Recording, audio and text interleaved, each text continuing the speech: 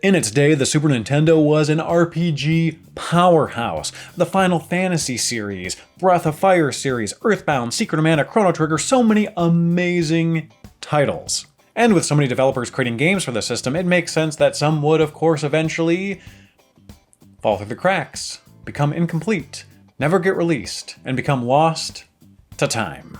Today we're taking a look at a newly released build of SpellCraft, an RPG based off the similarly titled MS-DOS release, SpellCraft Aspects of Valor.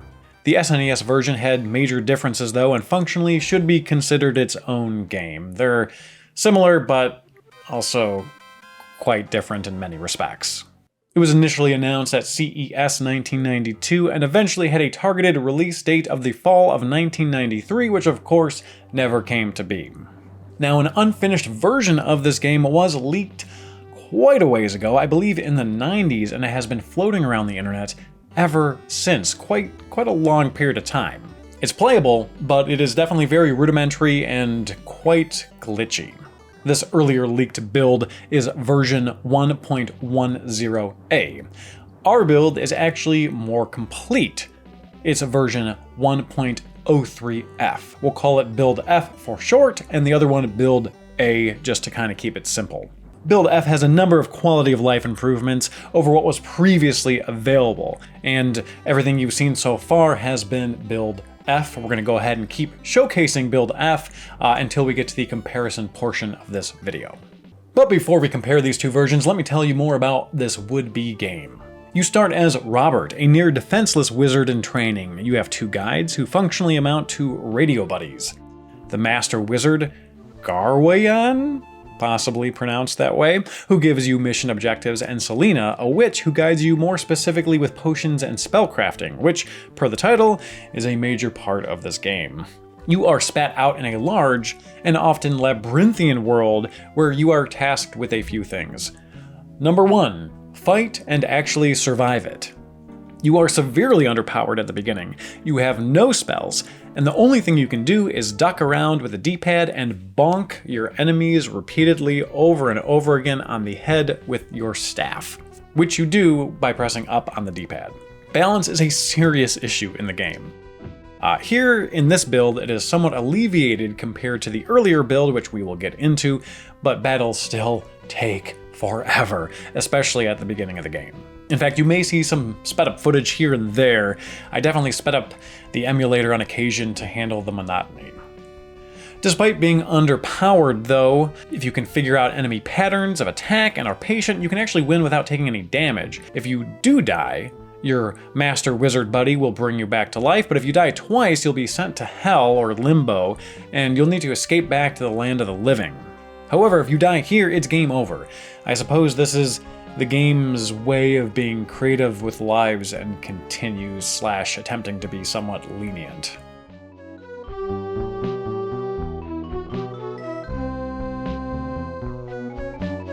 Your next goal is searching for magic recipes, or sometimes riddles that are magic recipes, which Selena will elaborate on for you.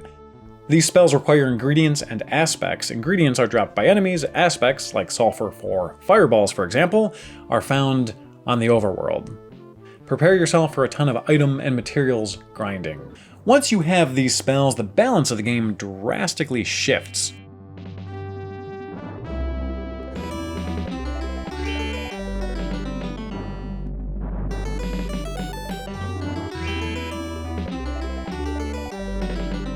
Instead of bonking an enemy on the head dozens of times, you can toss a few fireballs their way and you're done. Normally 1 or 2. Not to mention the heal spell, which helps tremendously.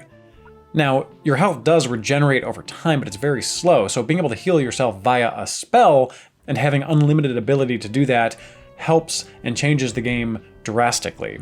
You go from quite underpowered to almost comically overpowered. And aside from offensive and defensive spells, Robert can also cast magic to change the landscape, remove muck barriers, and build bridges over chasms. Even though magic and experience leveling up can make your journey much easier, the large, confusing, and labyrinthian areas remain a major challenge. I spent an hour in this area alone. You have to press an orb that changes the layout in a way that you can't see, so you have to navigate this very similar space multiple times to even see how the landscape is being altered, what is opening up.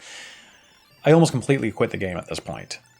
My guess is that the final build may have had a HUD map, or perhaps a map in menu or something like that, or maybe at the very least, a map of the first couple of areas in the manual. Because if it didn't have any of that, it would have been a major oversight that makes the game needlessly difficult.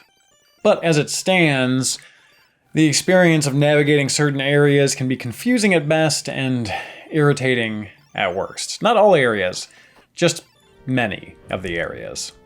In some respects, it kind of reminds me of playing Dragon Quest 1 and 2, just playing devil's advocate here. Very little info is given by the game, but there's a certain joy in the unburdened discovery. In that respect, Spellcraft is pretty addictive, but the balance is off enough that it really teeters between wanting to turn it off and wanting to continue. As you can tell, I have very mixed feelings. So let's go ahead and get into the comparison between build F, which we have been showing you, and build A, the original, older build. And as I mentioned, despite its flaws, build F is actually improved. Here we have the opening sequence. Build A, you're going to notice different sound effects and a different background to this new game continue menu.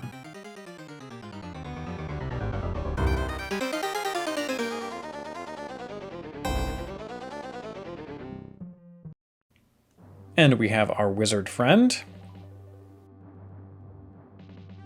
Newer version.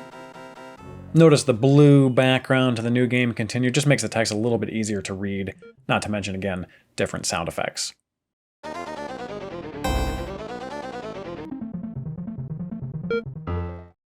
Bigger difference here, different color scheme slightly for the wizard and an animation around the orb, which is nice. Again, showcasing the differences, the version A is almost more yellow-greenish, kind of a yellow-greenish tint to it. In the earlier build, you talk to the wizard and boom, the game begins. The newer build, you actually get to see a portrait of your character with a little bit more backstory. And here are some additional presentation differences with the password screen, for example. They really went for that blue background.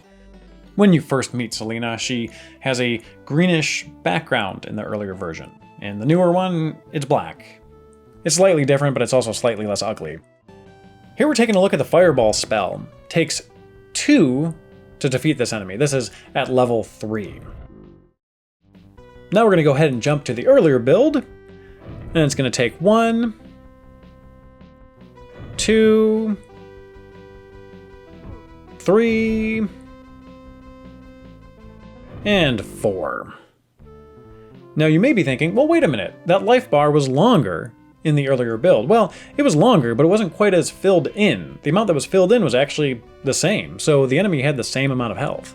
Now here's me utilizing the heal spell in build F, which I think gives me more health. I didn't get good comparison footage, but it seemingly heals me a little bit more. Not quite sure. Another aspect that makes the game needlessly challenging is the lack of hint log or recipe book. Some spells are required to move forward, some aren't, but all are helpful in some capacity. Here's the earlier build A, showcasing a shield spell, which I couldn't find in my playthrough of build F. Whoops, never got it.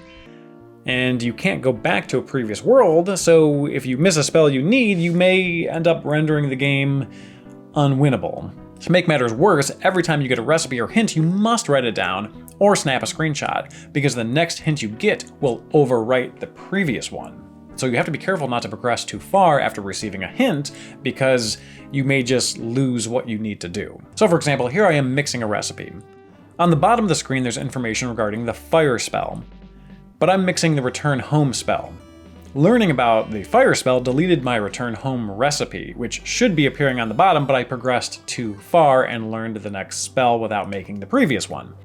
Now I just happened to be recording footage, so I could reference it and write down what I needed to do, allowing me to continue, but if I had not done that, I would have had to just been forced to move forward with the next spell without learning or making the previous one. Now here's an instance where build A glitches. I'm getting a hint, and then for some reason I get a message that I should only receive after defeating the end level boss telling me to move on to the next world, which I'm not ready to do. Here's Build F with that same message, albeit a little extended in terms of the wording.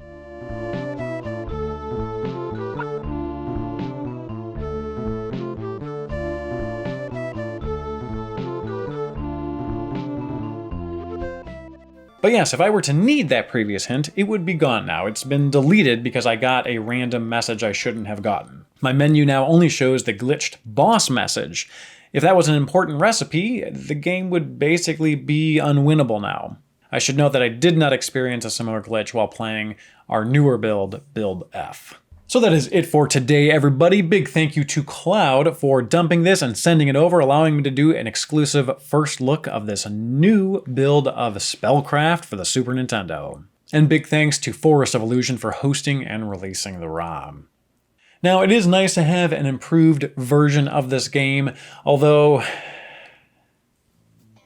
I mean, again, I think there's a reasonable amount to be enjoyed here, but I think what it really needs is a modder to go in and somehow add a map and just kind of rebalance it a little bit, and then it would become quite playable. You could really enjoy exploring the different worlds, but again, as it stands, it's kind of a hardcore experience. We'll call it that. I think that's a nice way of putting it. Otherwise, tell me what you think of this title. Is this something that you would spend time on or no? And if you happen to be a Patreon supporter, I will be uploading my save states to our Patreon-only Discord, and you can kind of use those to bounce around a little bit so you don't have to deal with the suffering that I dealt with.